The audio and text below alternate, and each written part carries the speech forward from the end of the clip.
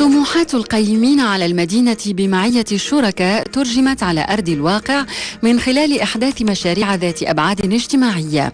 بالمقابل، إصرار شباب المنطقة من حاملي الشهادات على تحقيق الذات فتح المجال أمام الساكنة للتكوين والتأهيل. فخورين بأننا أعطينا للمنطقة شي حاجة باش تأطر في هذه اللحظة واحد 340 امرأة، يعني ماشي سهل.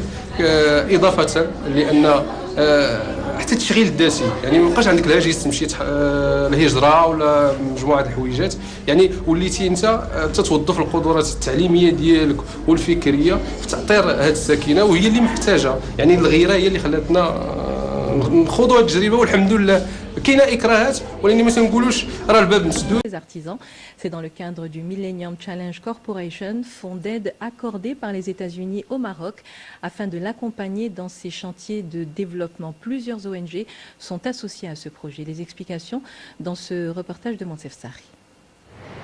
Saïd Sabri est venu spécialement de Merirt pour recevoir une subvention accordée à la coopérative qu'il préside dans cette petite localité du Moyen Atlas. La coopérative Al-Amal pour l'éducation et la formation a été sélectionnée parmi une dizaine d'ONG marocaines pour bénéficier du fonds Millennium Challenge Count destiné à encourager l'alphabétisation fonctionnelle. Je représente une coopérative créée par un groupe de jeunes diplômés qui travaillent dans divers secteurs comme la lutte contre l'analphabétisme, le soutien scolaire, l'éducation, la formation et l'animation touristique. En 2007, la Millennium Challenge Corporation accorde au Maroc un fonds d'un montant global de 700 millions de dollars. C'est le plus important jamais accordé par cet organisme gouvernemental américain. Parmi les objectifs de ce programme de développement, la lutte contre l'analphabétisme, notamment auprès des artisans où l'on compte 30% d'analphabètes.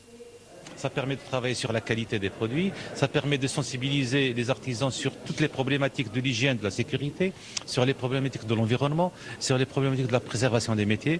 C'est un programme, je dirais, stratégique pour l'avenir de l'artisanat du Maroc.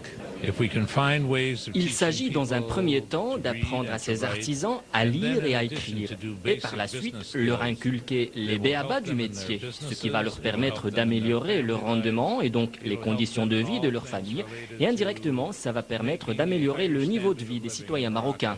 À titre d'exemple, ça leur permettra de pouvoir lire par exemple au moins les prospectus ou les fiches des outils qu'ils utilisent. Et donc, ça sort un peu de l'alphabétisation classique. Doté d'un budget de 6 millions de dollars, le programme d'alphabétisation fonctionnelle cible quelques 30 000 artisans, dont 40% de femmes et 20% au milieu rural. Les habitants du quartier des Habous dans la ville d'El Hoceima, bientôt